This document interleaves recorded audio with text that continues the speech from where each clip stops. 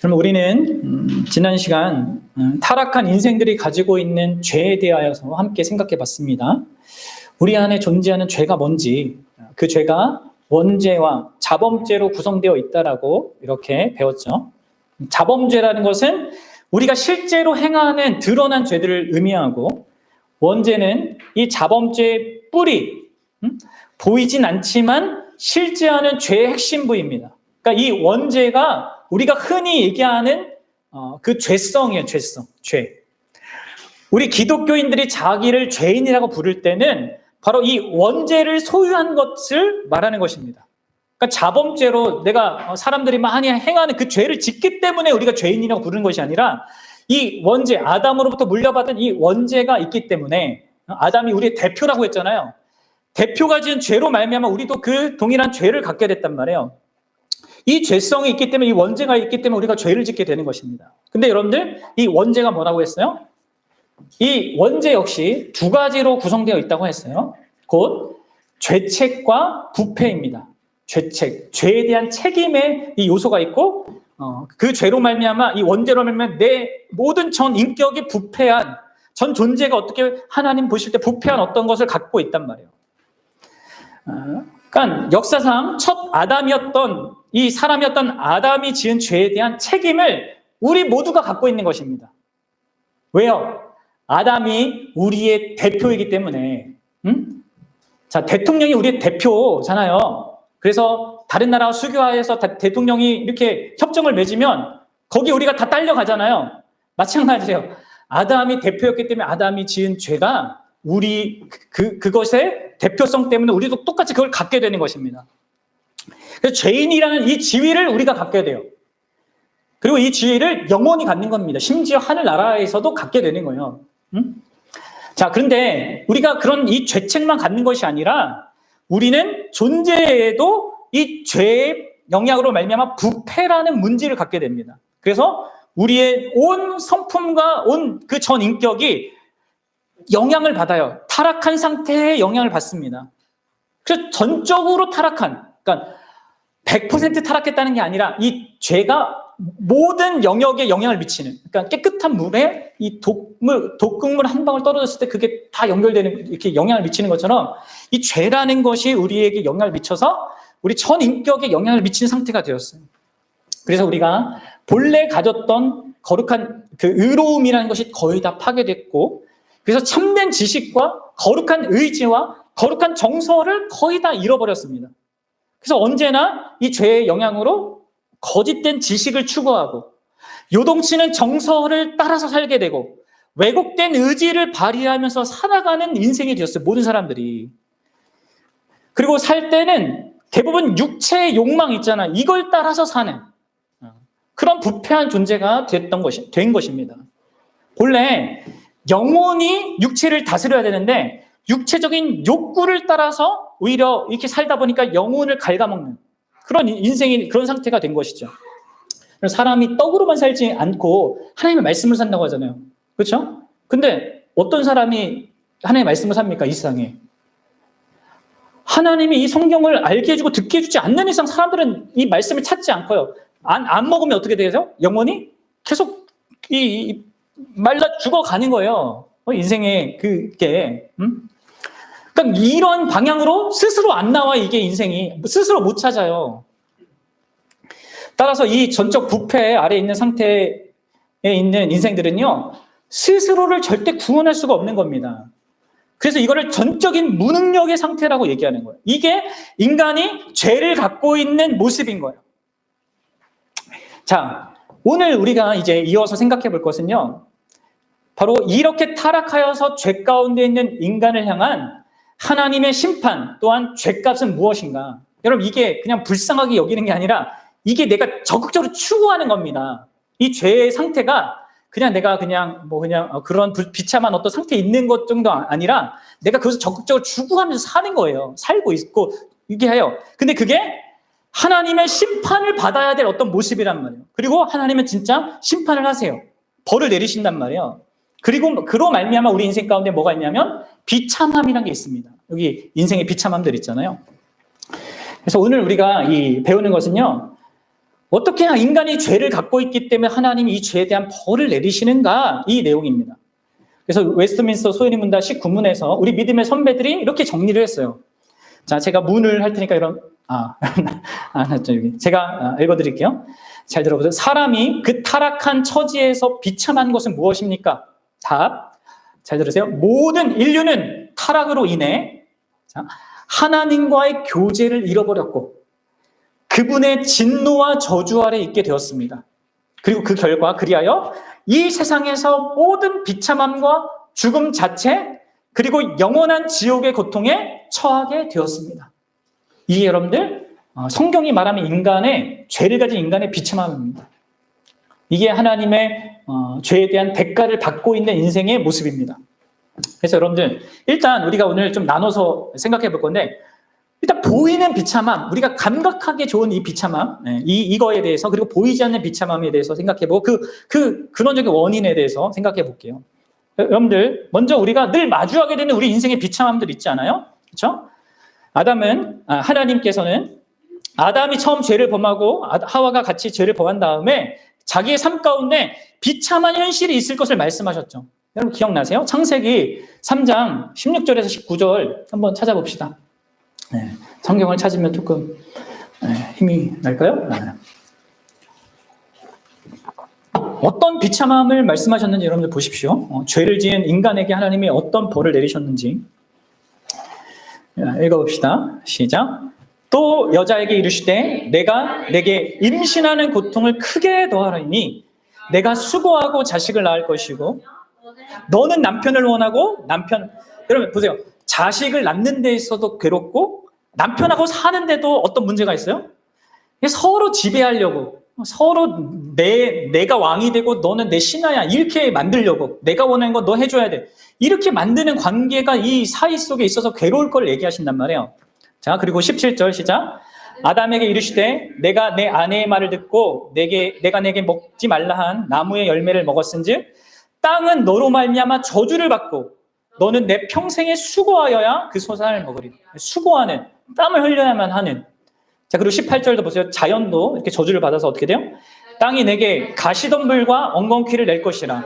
내가 먹을 것의 밭은 채소인즉. 19절 이제 내가 흙으로 돌아갈 때까지 얼굴에 땀을 흘려야 먹으리로니 내가 그것에서 취함을 입었습니다. 너는 흙이니 흙으로 돌아갈 것이니라 하시니라. 아멘. 그래요. 흙으로 돌아가야 되는 것까지. 보세요. 여러분들 우리 인생 가운데 얼마나 많은 비참함이 있는지 보세요. 먼저 우리 몸에 갖는 비참함들 생각해 보십시오. 온갖 장애와 병들을 생각해 보십시오. 심각한 장애를 안고 태어나는 우리 아이들도 있고 정상적으로 태어나도 사는 동안에 온갖 병들에 노출되어 우리가 영향받으며 삽니다. 오늘날 의학이 정말 많이 발전했지만 계속해서 또 다른 질병들은 계속 이게 발생해요. 여전히 해결할 수 없는 질병들이 많단 말이에요. 계속 새로운 것도 생기고. 이게 우리의 비참함입니다. 그리고 우리의 소유와 재산에 미치는 비참함도 생각해 보세요. 우리는 부당한 그리고 악의적인 이 거래, 사기와 착취와 약탈로 인해서 언제나 손해를 경험합니다. 여러분 경험 안 해본 사람 있어요? 중고나라에서? 네? 최근에 아는 목사님도 애플 노트북 400만 원을 사기 맞아가지고 막 너무 힘들었다고 막 하는데 안 당한 사람이 없어요. 더불어 여러분들 우리의 명예에 미치는 비참함도 생각해 보십시오. 사는 동안 우리는 계속해서 누군가의 비난을 받고 중상모략을 당해요. 오해를 사든 아니면 자기 잘못에 의해서든 수군거림의 대상이 됩니다. 그리고 꽤 나름 잘 사는 모습을 보여도 뭐라고 해요? 너만 잘났냐 이거잖아요. 네? 왜 션이 모든 남자들의 그냥 적입니까? 이게 우리 삶의 비참함이에요. 또 여러분들 우리는 우리가 하는 일에 있어서도 비참함을 경험합니다. 무슨 일을 하더라도 애써 수고해야 되고 항상 고통이 수반되고 그리고 항상 실망스러운 그런 결과를 항상 또 갖게 돼요. 돈을 많이 벌어도 끊임없이 항상 부족하다고 느끼고 분주하게 살더라도 몸과 마음은 지칠 뿐만 아니라 삶의 의미를 찾을 수 없는 경우가 많아요. 큰 일을 성취할 때 더 공허해지고 더불어서 큰 일을 이루었을 때 더 큰 두려움과 염려를 더 채우게 되는 그게 여러분들 우리 인생이란 말이에요. 이게 비참함입니다. 그 내용을 전도서가 많이 얘기하는 거예요. 게다가 우리가 관계 속에서 갖는 비참함을 생각해 보십시오. 응?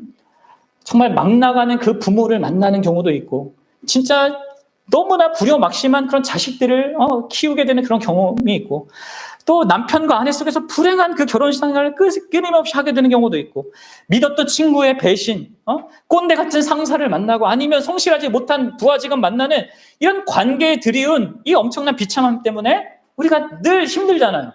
그렇죠? 이게 또 이제 집단과 집단, 뭐 정당과 정당, 나라와 나라, 끊임없이, 많습니다. 지금 전쟁이 왜 이렇게 벌어집니다. 우리 전쟁은 하면 안 된다. 이렇게 얘기해도, 이게 다 배워도, 왜 이렇게 싸우는 겁니까? 그리고 자연에 내리는 비참한 현실들 보십시오. 지금 막 미국의 토네이도가 막 이곳저곳에서 일어나서 수많은 그 지역들이 막 박살나고 난리가 나고 하는데, 지진, 천재지변 끊임없이 벌어지고 있습니다. 우리는 이렇게 수많은 비참한 가운데서 허덕이며 삽니다. 나한테 지금 가까이 안 닿아서 그렇지. 근데 나도 언젠가 다 맞이할 어떤 거예요. 그럼 이게 누더기를 걸쳤다고 해서 더 많이 비참한 것도 아니고요. 왕관을 썼다고 해서 덜 비참한 게 아니에요. 누구도 벗어날 수 없는 인생의 비참함이 우리 현실엔 분명히 있고, 그것으로 인해서 우리 인생들은 신앙하고 있는 것이 이 땅의 이 참 현실이죠. 어떤 의미에서 우리 인간의 역사는 우리가 경험하는 이 비참함을 피하고 줄이기 위해서 노력해왔고, 그 노력해온 것의 결과물이기도 합니다. 그렇죠? 현대 문명과 현대 문화는 이 비참함을 어떻게든 해결해 보려고 애써왔어요. 그래서 여러분들, 이 비참함과 싸우는 자들에 의하여서 의학의 발전 혹은 사회 제도의 발전이 있었던 것입니다. 그리고 이 비참함에 처한 사람들을 심리적으로나 물리적으로 돕고자 하는 철학자들이나 종교인들, 오늘날 심리학자들, 이런 자들의 그런 노력도 있어 왔죠. 또 이 비참함을 잊게 하기 위해서 더 큰 즐거움을 선사하려고 하는 사람들, 뭐예요? 문화, 오락, 엔터테인먼트, 이런 것들이 다 왜 발전한 겁니까? 이게 다 비참함과 연결되어 있는 거예요. 근데 물어봅시다, 여러분들. 우리가 이렇게 발전한 모든 것을 갖고 있는데 과연 우리의 비참함의 문제가 조금이라도 해소됐습니까? 우리 인생 가운데 있는 그 비참함과 그로 인한 고통이 많이 줄어들었을까요? 그럼 철학자들은 이런 비참함은 어쩔 수 없다라고 말하면서 그냥 우리가 좀 더 마음을 모아서 노력해서 이 비참함을 조금 줄여가는 것밖에 인생에 답이 없다, 이렇게 얘기합니다. 여러분들은 어떻게 생각하세요? 게다가 여러분, 우리 인생들은 이렇게 사는 동안 수많은 이 비참함을 경험하면서 고통 속에 살고요. 결국 가장 두렵고 무서운 우리의 대적, 곧 최후이자 최고의 비참함이라고 할 수 있는 죽음을 맞이하게 됩니다. 직면하게 됩니다. 하나님의 말씀처럼 흙으로 돌아갈 것이니라 하신 대로 그렇게 죽음을 경험하게 돼요. 죽음만큼 우리를 크게 비참하게 만드는 게 없죠. 사실 우리 인생의 모든 비참함의 뿌리이고 결론이 죽음이에요. 그렇게 말해도 과언이 아니죠. 그래서 여러분, 이 죽음에 의하여서 우리 인간의 삶이 얼마나 무의미해지는지, 그래서 전도서 기자가 계속해서 말한 게 뭡니까? 헛되다. 이 죽음 때문에 모든 것이 헛되다. 이렇게 말하는 것이에요. 그래서 전도서 3장 19절 한번 찾아봅시다. 전도서 3장 19절. 네. 뭐라고 얘기하는지. 네. 당대 최고의 지혜자이자 부자이자 왕인 솔로몬이 뭐라고 얘기하는지 들어보십시오. 전도서 3장 19절 시작. 인생이 당하는 일들 짐승도 당하나니 그들이 당하는 일이 일반이라 다 동일한 호흡이 있어 짐승이 죽음같이 사람도 죽으니 사람이 짐승보다 뛰어남이 없음은 모든 것이 헛됨이로다. 네. 그렇습니다. 이 죽음 때문에 가난한 거지나 한 나라의 왕이랄지라도 서로 다르지가 않습니다. 심지어 지금 짐승과 인간이 전혀 다르지 않다고 말할 수밖에 없는 그러한 말을 할 정도로 이 죽음은 비참한 거고 우리 모든 것을 헛되게 만드는 것이죠. 여러분 어떻게 생각해요? 여러분들은 죽음을 자연스러운 것이라고 생각합니까? 세상에 많은 철학자들이요, 이 죽음은 자연스러운 것이다 이렇게 얘기해요. 우리의 옷이나 물건이 낡듯이 우리의 기능이 쇠퇴하듯이 우리가 죽는 것은 자연스럽다 이렇게 말한단 말이에요. 그러죠. 여러분 죽음이 진짜 자연스러운 겁니까? 아니요. 여러분 성경은 죽음은 결코 자연스럽다고 말하지 않아요. 여러분 죽음이 자연스러우면 여러분 죽음이 다가올 때 기뻐하고 즐거워해야죠. 아 드디어 올 것이 오는구나. 아 기쁘다.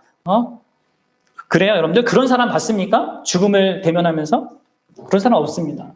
죽음은 자연스럽지 않아요. 그래서 모든 사람이 죽음에 대한 두려움과 공포를 느끼는 거예요. 여러분 죽음은 자연스러운 게 아니라 죄에 대한 하나님의 심판과 저주의 형벌이에요. 그리고 그 결과 죽음 후 죽음의 때에 우리는 몸과 영혼이 분리되는, 이게 원래 불가능한 어떤 우리의 상태인데 몸과 영혼이 언제나 우리가 연결되어 있는데 이것을 경험하게 됩니다. 이게 여러분들 다 죄로 말미암는 형벌이에요. 자, 이게 여러분 우리가 이제 보이고 감각하는 거잖아요. 근데 제가 지금 이제 보이고 눈에 보이는 비참함에 대해서 말했는데 보이지 않는 비참함의 현실이 있습니다.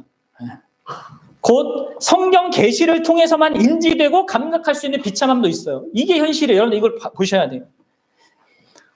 지금 앞에서 말한 건 외적인 비참함이라면 우리에게 내적인 비참함도 있거든요. 그리고 더불어 죽음 이후에 우리가 보지 않지만 갖는 비참함도 있습니다. 그걸 성경이 얘기하는 거예요. 먼저 우리 안에 내적인 비참함이 있는데요. 그것은 하나님의 벌이 우리 영혼에 미치는 거예요. 이것이 우리의 비참함입니다. 하나님을 아예 모르는 사람들에게 있는 비참함이에요. 자, 외적인 심판과 이 비참함이 쉽고 분명하게 인지되지만 사실 우리 마음과 영혼에 대한 이 심판의 사실이 더 무서운 겁니다. 그럼 뭐냐 그게 이런 많은 것들이 있지만 크게 두 가지만 얘기할 텐데 하나는 내적인 이 비참함 가운데 하나는 뭐냐면 하나님이 우리를 죄 가운데 내버려 두는 심판입니다. 죄 가운데 그냥 살도록 내버려 두는 거. 하나님은 창조주이신 자신을 영화롭게 하고 감사하기를 거부하고 하나님이 아닌 다른 것을 더 추구하는 자들을요 그냥 그 타락한 마음 그대로 살도록 내버려 두는 심판을 하세요. 그래서 그 사람은 언제나 하나님을 사랑하고 이웃을 사랑하는 그 십계명을 깨트리는 온갖 죄를 범하면서 살게 되는 것입니다. 이게 여러분들 그냥 자연스러운 것이 아니라 심판 때문에 그런 거예요. 하나님의 심판 아래 있기 때문에 이 사람이 참된 하나님을 찾지 못하고 십계명 다 깨는 그 죄를 범하면서 사는 겁니다.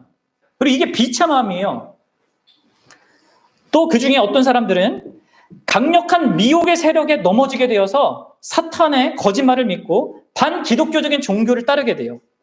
여러분 이게 이 세상에 이단이 많아지고 사이비가 많아지는 게 결코 우연이 아닙니다. 물론 거기에도 이제 구원받을 사람들이 있고 우리가 인도해야 될 사람들이 있지만 이런 일이 벌어지는 것은요 진리를 사랑하지 않는 것에 대한 일종의 심판이에요. 그래 너희들 진리를 사랑하지 않고 거실을 추구하길 원하고 그런다면 그 길로 가. 하나님 내버려 두시는 것입니다. 내가 여러분 진리에 관심이 없고 말씀에 관심이 없는 거 여러분 가까이지 않게 되는 것을 여러분 가볍게 생각하면 안 됩니다. 심판이라고, 심판의 일종이라고요. 이게 이제 죄 가운데 버려두는 심판인데 내적인 이 비참함의 또 다른 형태는 뭐냐면 마음이 완악해져서 불신앙을 고집하는 그 심판입니다. 마음이 완악해져서 계속 하나님에 대해서 불신앙을 고집하게 만드는 것을 계속 고집하도록 내버려 두는 거, 이게 심판이에요. 하나님은 죄에 대한 벌로요. 여러분들 하나님은 죄를 짓게 하는 것이 아니라 그 완악한 마음을 그대로 내버려 두셔서 계속 그 완악한 마음을 가지고 살도록, 그래서 하나님의 말씀에 철저하게 무감각하게 만드는 것입니다. 내버려두는. 그래서 결과 죄인은 고집스럽고 어리석은 자가 되는데 곧 자신을 완전히 망가뜨릴 때까지 그 고집을 끊지 않고 살아갑니다. 놓지 않고 살아가요. 그 대표적인 예가 누구예요? 이집트 왕 바로죠. 그러면 하나님께서 10가지 재앙을 내려서 이집트 그 초토화가 됐는데 어떻게 해요? 나중에 다시 이스라엘 쫓아가겠다고, 다시 끌고 가겠다고 막 홍해까지 쫓아간다면 어떻게 돼요? 그 홍해에서 다 멸절하잖아요. 마치 이성 잃은 짐승처럼 이 하나님을 믿지 않고 대적하고 망하는 길을 선택하는 것, 이게 여러분들 하나님의 심판입니다. 이게 내적인 비참함이에요. 자, 그래서 외적인 비참함, 내적인 비참함을 이 인생 가운데 우리가 경험하는 것입니다. 그리고 그 죽음의 그 순간을 통해서 보이지 않지만 또 감각적으로는 지금 안 느껴지만 또 다른 이어진 더 큰 비참함이 있죠. 그게 뭐예요? 죽음 뒤에 있는 영원한 지옥의 심판입니다. 여러분들, 우리가 죄를 짓는 대상은 내 남편에게 하는 거가 아니고 나 아내에게 하는 거고 그냥 내 옆 사람에게 하는 게 아닙니다. 온 우주보다 크신 그 하나님께 하는 죄란 말이에요. 그 죄에 대한 그 대가는 영원한 지옥의 심판입니다. 하나님이 영원하시기에 우리의 죄에 대한 대가도 영원한 거예요.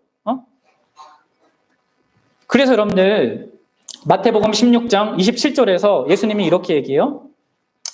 인자가 아버지의 영광으로 그 천사들과 함께 오리니 그때 각 사람이 행한 대로 갚으리라. 각 사람이 행한 대로 갚아요. 어떻게 행합니까? 죄를 지을 때 여러분들 내가 단순하게 다른 사람한테 하는 게 아니라 하나님을 무시하는 거란 말이에요. 거짓말 한 게 하는 게 하나님을 무시하는 거란 말이에요. 내가 사기치는 게 하나님을 무시하는 거란 말이에요. 간음하는 게 하나님을 무시하는 거예요. 하나님이 다 이게 결부되어 있단 말이에요. 그 사람이 각 그 행한 대로 갚게 되는 겁니다. 그래서 마지막 날 이 세상을 심판하러 오실 예수님 앞에 모든 사람들은 자기가 행한 대로 하나님께 행한 대로 갚음을 받게 돼요. 그리고 그게 뭐예요? 그 결과가 지옥의 심판입니다.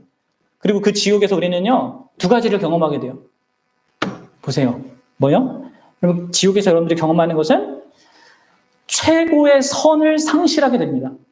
그리고 최고의 악을 경험하게 됩니다. 그게 뭐예요? 그거를 여러분들 성경은 불이라고 얘기하는 거예요. 최고의 악을 경험하는 것을 불로 묘사하는 거고 최고의 선을 상실하는 것을 어두움이라는 그걸로 묘사하는 거예요. 그럼 예수님이 이 2가지를 얘기하셨어요. 자, 우리 마태복음 25장 41절 한번 찾아보도록 하겠습니다. 마태복음 25장 41절. 힘을 냅시다. 지옥에 생생한 그 사실을 여러분 다 아셔야 됩니다, 진짜. 오늘날은 지옥을 교회가 설교를 안 하는데. 자, 읽어보겠습니다. 시작. 또 왼편에 있는 자들에게 이르시되 저주를 받은 자들아 나를 떠나 마귀와 그 사자들을 위하여 예비된 영원한 불에 들어가라. 그래서 2가지 끔찍한 것을 경험하게 되는 것을 말씀하시죠. 최고의 악을 경험한다는 것을 예수님이 영원한 불에 들어가는 말로 표현하고 계신 거예요. 끔찍한 고통, 불, 화상을 입을 때 우리가 당하는 우리가 경험 속에서 가장 끔찍한 것 중에 하나인 그걸 통하여서 말하는 겁니다. 육체적으로, 물리적으로 그런 심각한 고통을 겪게 되는 것이 지옥이라는 거예요. 여러분들의 인생 가운데 경험한 모든 감각적인 그 고통을 다 더한다 하더라도 비교할 수 없을 정도의 어마어마한 그 물리적인 고통을 지옥에서 경험하게 될 겁니다. 죄인들은 다 그렇게 될 거예요. 그것도 영원토록 쉬지 못하고 경험하게 될 겁니다. 그것을 예수님께서 꺼지지 않는 불못, 불구덩이 이렇게 묘사한 거예요. 이런 묘사는 육체적이고 감각적인 고통을 강조하신 거예요. 그래서 예수님 뭐라고 했어요? 차라리 너희들을 지옥에 들어가는 것보다 당장 오른손을 떼어버리고 잘라버리고 오른눈을 빼어버리고 죄 짓는 그것 빼어버리고 그런 고통을 당하는 게 훨씬 낫다라고 이렇게 말씀하실 정도란 말이에요. 이게 지옥의 고통에 있어요. 거기다가 뭐가 있냐면 최고의 선을 상실하게 됩니다. 뭐예요? 나를 떠나라. 예수님 얘기하시잖아요. 나를 떠나라는 말에 나와 있듯이 예수 그리스도께 그분의 은혜, 그분의 사랑에 완전히 분리되어서 그 어떤 은총과 자비도 누리지 못하는 그 상태를 갖게 됩니다. 그러니까 여러분들 이게 물리적으로 뿐만 아니라 영적으로 심리적으로 무한한 고통을 경험하게 될 것을 말하는 거예요. 그리고 이것을 예수님이 바깥 어두운 곳에 쫓겨나 울며 이를 갈리라. 어두운 곳에서 홀로 있는 이러한 이미지를 사용하셔서 묘사하는 것입니다. 우리가 이 땅을 사는 동안에는 아까 앞서 말씀드렸던 수많은 비참함들을 경험한다 하더라도요. 하나님이 모든 백성에게 악인에게까지 주시는 일반 은총이 있어. 비도 같이 동일하게 내어주시고 그리고 해도 주시고 우리 심장도 뛰게 하시고 모든 좋은 선한 것이 있어서 비참함을 덜 느끼고 때로는 어떨 때는 모든 비참함을 이길 정도의 그 기쁨과 환희를 갖기도 합니다. 이게 이 땅에 우리에게 기회가 있을 때 우리가 경험하는 거예요. 그러나 죽음 이후의 영원한 지옥에서는 하나님의 그 어떤 은총과 자비도 누리지 못하게 됩니다. 그래요, 한 사람이 주변 모든 사람으로부터 배제되고 격리되었을 때 느끼는 그 외로움, 그 비참함, 그것보다 훨씬 더 큰 외로움과 비참함을 영원토록 무한히 경험하게 됩니다. 그게 여러분 지옥이에요. 그럼 이 지옥을 성경 전체에서 통틀어서 가장 많이 말씀하신 분이 누군지 아십니까? 네, 그 가장 사랑이 많으신 예수님이에요. 그분이 바로 이 지옥의 심판이 불과 어둠이라고 묘사하셨고, 그것을 우리가 반드시 피해야 된다고 말씀하고 계신 것입니다. 여러분들, 이 죄가, 우리의 죄가 가져다주는 이 비참함이 얼마나 끔찍한지, 그리고 그 결과로서 갖게 된 영원한 지옥의 심판이 얼마나 무서운지를 알아야 됩니다. 이게 다 뭡니까? 이 비참함이 왜 있어요? 그 원인이 뭐예요? 바로 하나님의 진노와 저주 아래에 있기 때문에 그렇습니다. 우리가 갖고 있는 죄에 대한 하나님의 진노와 저주 아래에 있기 때문에 우리가 이 삶 속에서 비참함을 수도 없이 경험하는 거고, 또 지옥의 영원한 심판에서부터 그것을 경험하는 것입니다. 우리 죄에 대한 하나님의 정의롭고 공의롭고 합당한 그 진노와 저주 때문에 모두가 경험하는 거예요. 근데 여러분들, 이 모든 비참함, 곧 하나님의 진노와 저주 아래 우리가 사는 동안에 경험하게 되고, 미래적으로 경험하게 될, 우리 내면으로 경험하고 외면으로 경험하고 영원한 지옥에서 경험하게 될 그 모든 비참함의 뿌리가 되는 비참함이 있습니다. 아담과 함께 타락한 인류가 갖게 된 가장 근원적이고 뿌리가 되는 그 비참함을 성경은 뭐라고 얘기하냐? 소위 문답은 뭐라고 얘기하냐? 뭐라고 얘기해요? 하나님과 교제를 잃어버렸다. 하나님과 소통을 잃어버렸다. 죄로 말미암아 타락한 인간에게 주어진 가장 큰 형벌이 다름이 아니라, 다른 우리가 앞서 설명한 그 모든 비참함들, 그게 아니라 하나님을 잃어버리고 하나님과 인격적이고 친밀한 교제를 상실했다는 게 비참함이라는 거, 인간에게. 여러분 아십니까? 처음에 하나님과 이렇게 소통하던 이 아담과 하와가 죄를 짓자마자 하나님의 그 소리를 들으니까, 여호와 그 동산을 거느리시는 여호와의 소리를 듣고 아담과 하와가 어떻게 했어요? 숨었단 말이에요. 낯을 피해서 숨었어요. 하나님이 어디 있느냐 말씀하셨죠. 몰라서 물었겠어요? 아니, 아시지만 물으신 거잖아요. 예? 그래서 아담이 뭐라고 해요? 내가 벗었으므로 두려워하여 숨었다. 하나님의 관계 속에서 뭔가 이게 문제가 생긴 거를 이게 발견했단 말이에요. 이게 여러분들, 이 비참, 죄를 진 것에 대한 가장 큰 비참함입니다. 인간은 하나님의 소리를 듣고 피하여 숨고, 하나님의 소리를 듣고 두려워 숨는 상태가 되었어요. 죄로 말미암아 타락한 인생들은 하나님을 향한 사랑의 마음을 잃어버렸습니다. 하나님의 인격적인 소통 가운데 누리는 감미로운 그 친교를 잃어버렸어요. 그래서 이제는 하나님의 말씀이 가장 두렵고 끔찍한 것이 됐고, 어렵고 힘든 게 되었습니다. 여러분, 우리가 왜 성경을 읽을 때 힘든 줄 아세요? 어려운 줄 아세요? 우리 안에 비참함이 있기 때문에 그렇습니다. 그럼 어떠십니까? 하나님과의 교제, 하나님 말씀에 대한 여러분 반응 어떻습니까? 그리고 여러분들이 하나님과의 교제가 없는 이 상태가 가장 큰 비참함이라는 사실을 압니까? 인정합니까? 다른 무엇보다 내가 하나님의 교제가 내 삶에 상실된 그것이 가장 큰 비참함의 현실로 느끼냔 말이에요. 여러분 생각해 보셔야 돼요. 예배가 점점 따분해지고 말씀을 가까이 하지 않게 되는 일이 자연스럽게 되는 것이, 여러분 이게 무서운 일이라는 것을 아셔야 돼요. 이게 여러분 죄 가운데 있는 사람은 감각하지 못하는 것, 심각성을 인식하지 못하는 겁니다. 예배가 견디는 것으로 느껴져야 되고, 단순히 나는 예배 드렸어, 나 주일 지켰어 라는 행위와 결과만 남는 그 신앙생활은 크게 위험한 것이에요. 그거 종교생활입니다. 또 삶 속에서 내가 전혀 하나님의 말씀을 가까이 하지도 않고 기도하지도 않고 살면서 이거를 가볍게 여기고 있다는 거. 그래도 날 하나님 사랑할 거야. 말씀과 기도하는 그 신앙생활이 너무 나한테 어렵다, 잘 안 된다, 그냥 그렇게 여기고만 있을 상태가 아니에요. 여러분들, 하나님과의 교제가 없고, 그리고 그 교제가 정말 기쁨이 되고 이게 되게 없는 것이요, 어떤 의미에서 심판과 저주 아래에 있는 의미입니다. 이걸 알아야 돼요. 그리고 이게 모든 비참함의 근원이 되는 비참함입니다. 여러분들 겉으로 판단하지 마십시오. 진짜 예수를 믿고 살았는데 뭐 하는 일마다 잘 되고 뭐 다른 종교를 믿었는데 막 하는 일마다 잘 되고, 여러분 그게 전부가 아니에요. 눈에 보이는 것에 지나지 않습니다. 또 예수님을 믿었는데 뭐 하는 일마다 뭐 안 된다. 이게 본질이 아닙니다.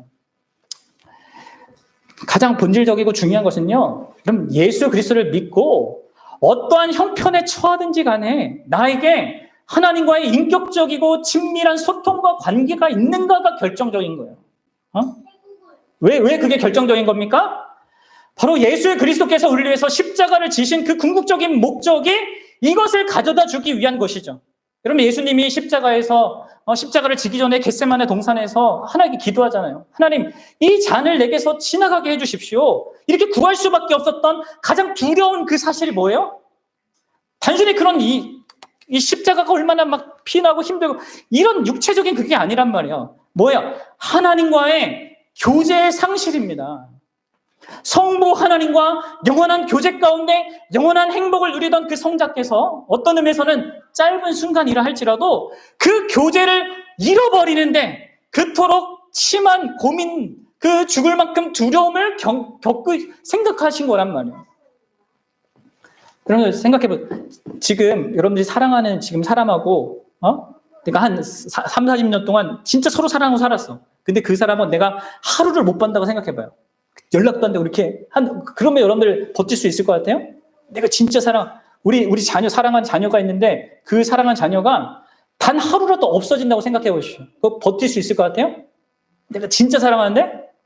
그게 제일 힘들어, 그게. 여러분, 하나님, 성부와 성자가 영원토록 사랑하시는 그런 관계 속에 있었는데 그게 어떤 시간이라 할지라도 그게 잠시라도 이게 단절되는 게 얼마나 큰 고통일지 생각해 보셨습니까? 그래서 예수님께서 정말 그런 내가 죽을 것 같이 힘들다 하면서 하나님께 이걸 지나가게 해달라고 구한 것입니다.